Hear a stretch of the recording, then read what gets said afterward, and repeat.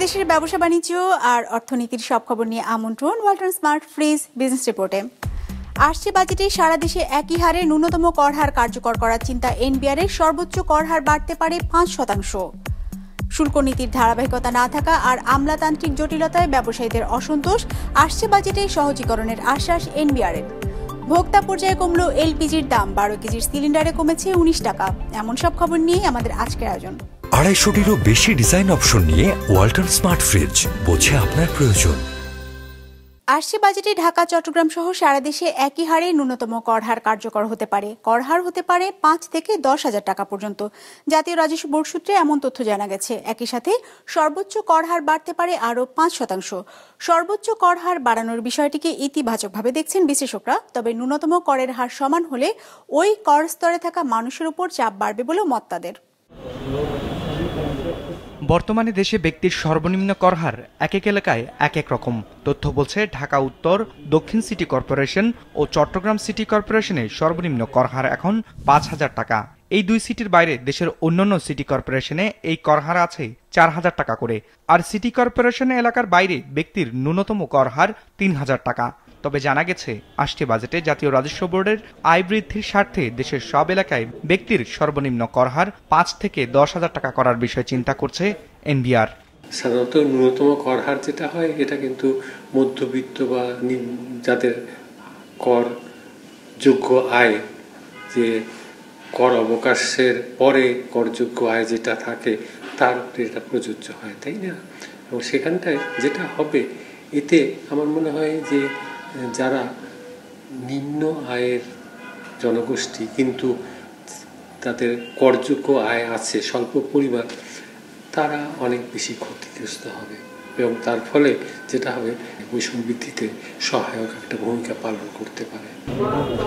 শুধু সর্বনিম্ন কর হারই নয়, বাড়তে পারে সর্বোচ্চ কর হারও। তথ্য বলছে ব্যক্তির সর্বোচ্চ কর হার এখন 25%, যেটি আরও 5% বাড়িয়ে 2025-26 অর্থ বছরের বাজেটে 30% করা হতে পারে বলে জানা গেছে এনবিআর সূত্রে। এর আগেও সর্বোচ্চ কর হার 30% ছিল, যেটিকে কমিয়ে 25% নির্ধারণ করেছিল বিগত সরকার। আমাদের অর্থনীতিতে কিন্তু আমি বলবো যে ইনইকুয়ালিটি সেটা কিন্তু অনেক বাড়ছে।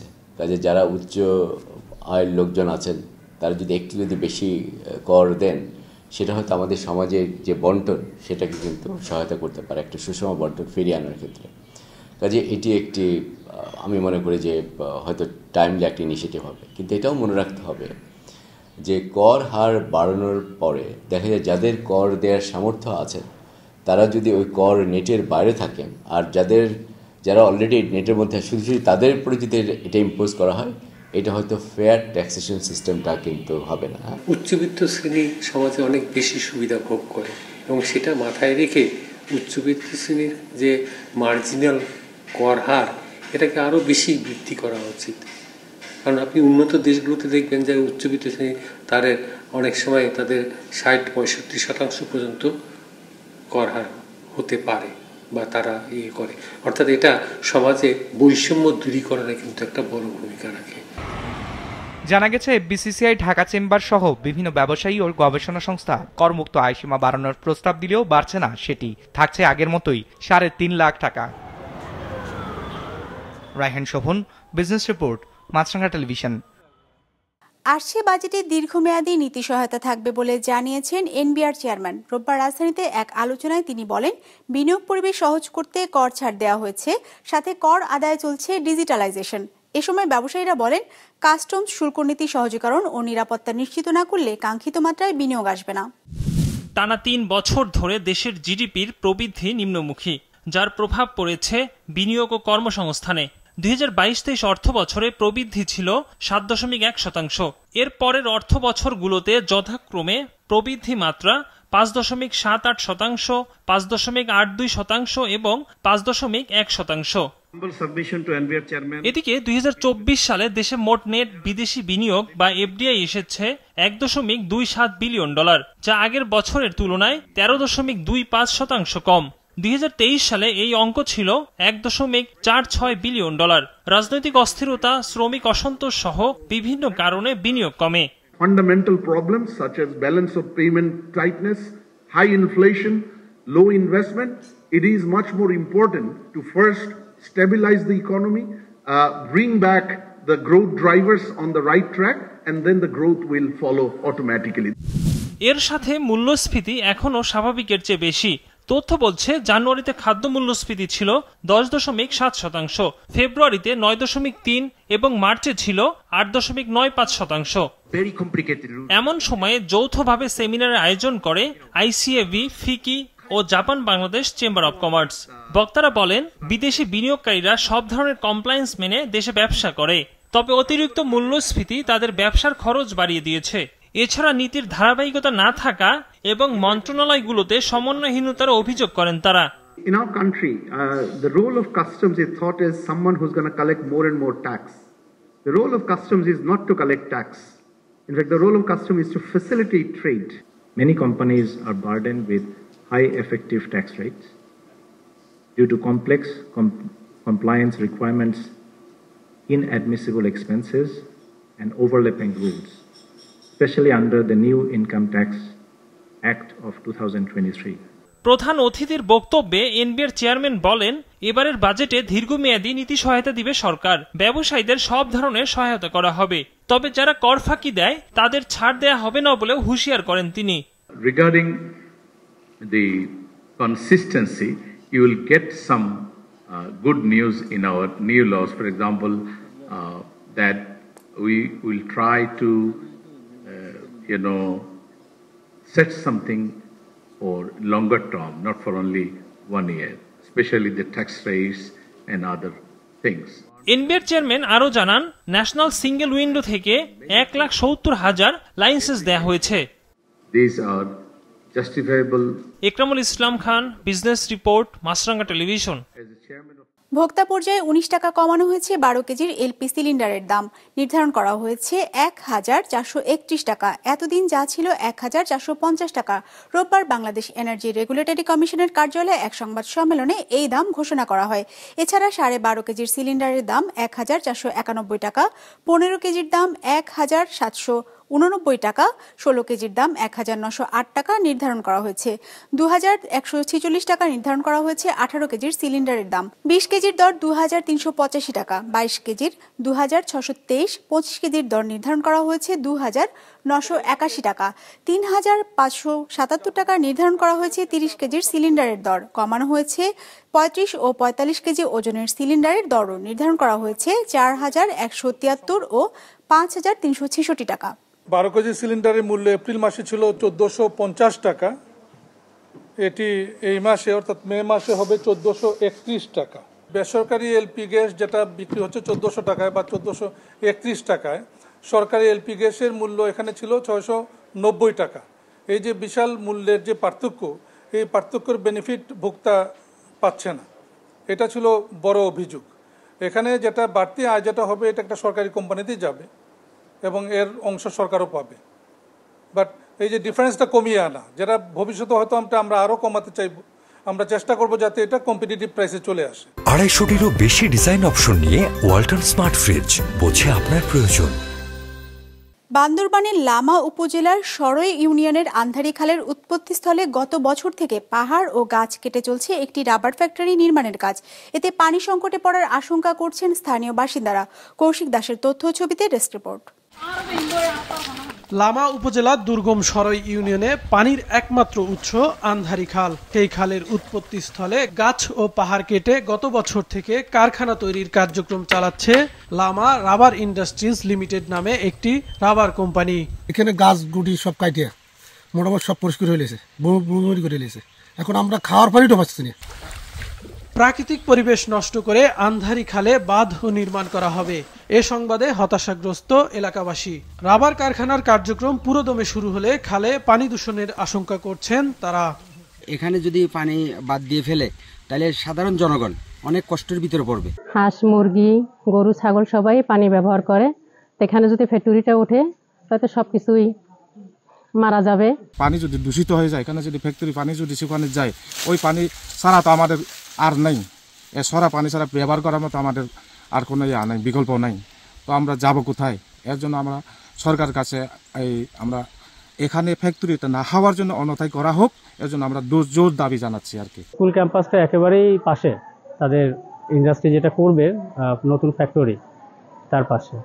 তো সেখানে যদি ফ্যাক্টরি করা হয়, রাবারের কষের যে দুর্গন্ধ এবং প্রসেসিংয়ের যে পরিবেশের ক্ষতি, এটা আমাদের বাচ্চাদের শারীরিক এবং মানসিক ক্ষতি হবে বলে আমরা মনে করছি। এ বিষয়ে জানতে চাইলে লামা রাবার ইন্ডাস্ট্রিজের পক্ষে কেউ কথা বলতে রাজি হননি। এদিকে ঘটনাস্থল পরিদর্শন করে ব্যবস্থা নেওয়ার আশ্বাস দিয়েছেন পরিবেশ অধিদপ্তরের সংশ্লিষ্ট কর্মকর্তা। যে অভিযোগগুলো পেয়েছি, অভিযোগগুলোর প্রেক্ষিতে আমরা আবার ফার্দার ভিজিট করে এর বিরুদ্ধে যা আইনগত যা আসে আমি সেই বিষয়ে ব্যবস্থা নেব। আন্ধারিখালের পানির উৎস ঘিরে প্রায় 3 থেকে 4 হাজার মানুষের বাস। রাবার কারখানা অন্য এলাকায় সরিয়ে নেওয়ার দাবি স্থানীয়দের। কাউসার আহমেদ, বিজনেস রিপোর্ট, মাছরাঙা টেলিভিশন। সপ্তাহের ব্যবধানে হিলির পাইকারি বাজারে বেড়েছে মুরগির ডিমের দাম। গত সপ্তাহে প্রতিটি ডিম 10 টাকা দরে বিক্রি হলেও চলতি সপ্তাহে তা 1 টাকা বেড়ে বিক্রি হচ্ছে 11 টাকায়। ডিম বিক্রেতারা জানান, গত কয়েকদিনের তীব্র গরমে অনেক খামারে মুরগি মারা যায়। এতে ডিম উৎপাদন কমে গেছে, ফলে বাজারে দেখা দিয়েছে ডিমের সংকট। এছাড়া খামারগুলোতে মোকামের চাহিদা অনুযায়ী ডিম সরবরাহ করতে পারছে না বলেও অভিযোগ বিক্রেতাদের। সরবরাহ বাড়লে আবারও ডিমের দাম কমে আসবে বলে জানান তারা। তবে অসাধু ব্যবসায়ীরা সিন্ডিকেটের মাধ্যমে দাম বাড়ানোর চেষ্টা করছে বলেও অভিযোগ সাধারণ ভোক্তাদের।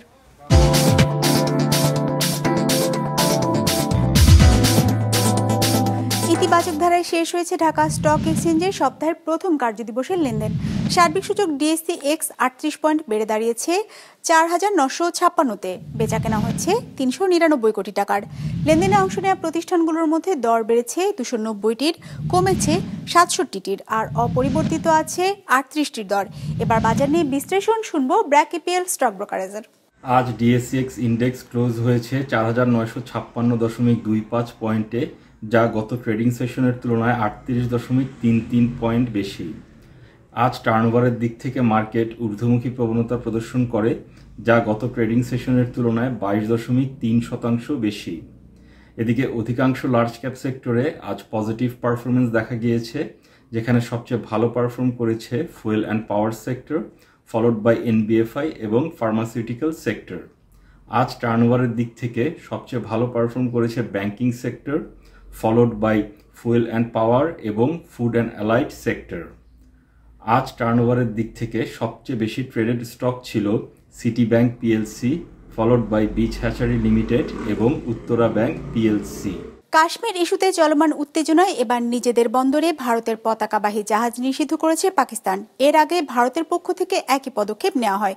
শনিবার এক বিজ্ঞপ্তিতে ভারত জানায়, দেশটির জনগণ ও পণ্যের নিরাপত্তার স্বার্থে এমন সিদ্ধান্ত নেওয়া হয়েছে। একইভাবে পাকিস্তানও দেশের সার্বভৌমত্ব আর নিরাপত্তার কথা জানিয়েছে বন্দর ব্যবহারে নিষেধাজ্ঞার কারণ হিসেবে।